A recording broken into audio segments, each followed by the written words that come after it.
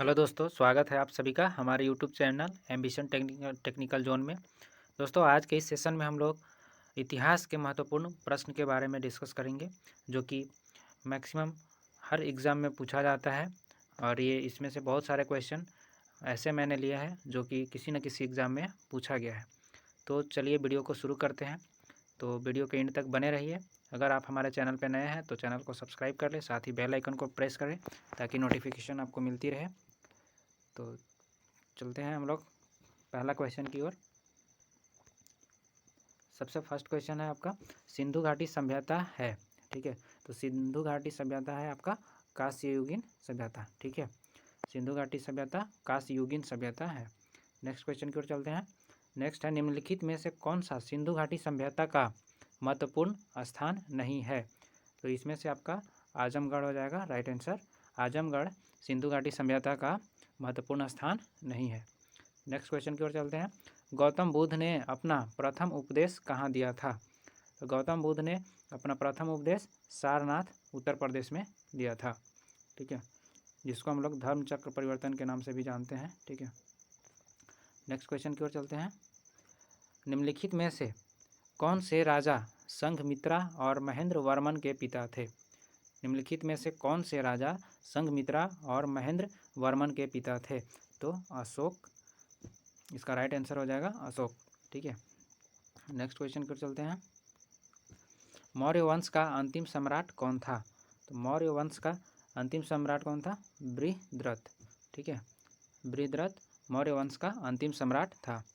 Next question की ओर चलते हैं। प्रसिद्ध चीनी यात्री ह्वेनसांग किसके शासनकाल में भारत आया था। प्रसिद्ध चीनी यात्री ह्वेनसांग किसके शासनकाल में भारत आया था।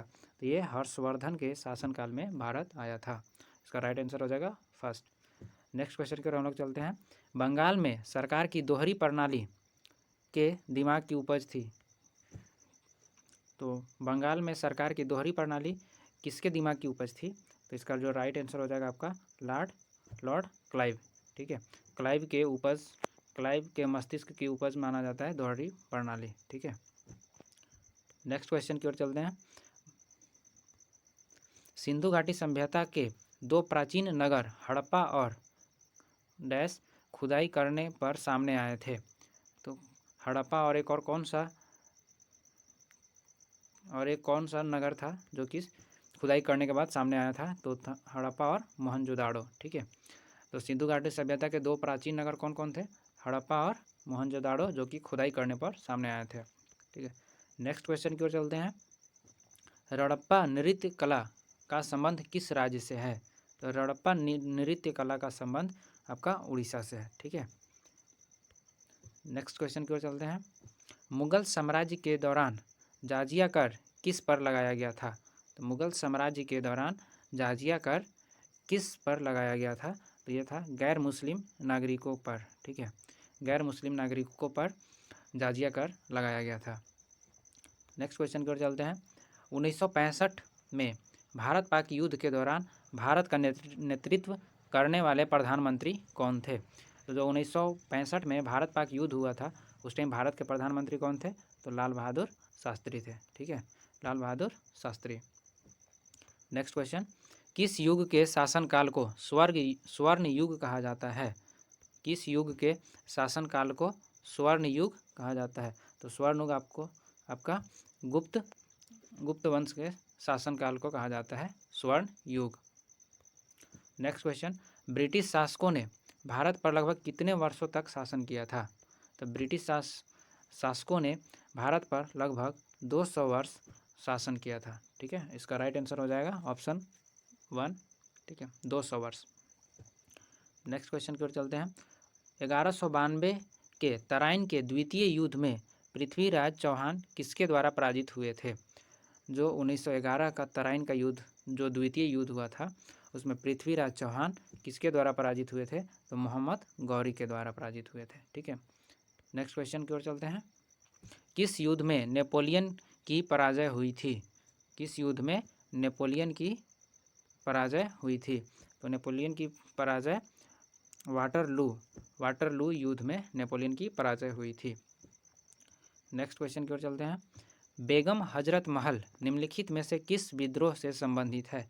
बेगम हजरत महल निम्नलिखित में से किस विद्रोह से संबंधित है? तो इसका जो राइट आंसर होगा ऑप्शन ए, सिपाही विद्रोह, जो कि 1857 में हुआ था। ठीक है, नेक्स्ट क्वेश्चन की ओर चलते हैं। खाली स्थान, भारत के मशहूर शहनाई वादक हैं। भारत के मशहूर शहनाई वादक कौन थे? बिस्मिल्लाह खान। ठीक है, नेक्स्ट क्वेश्चन की ओर चलते हैं।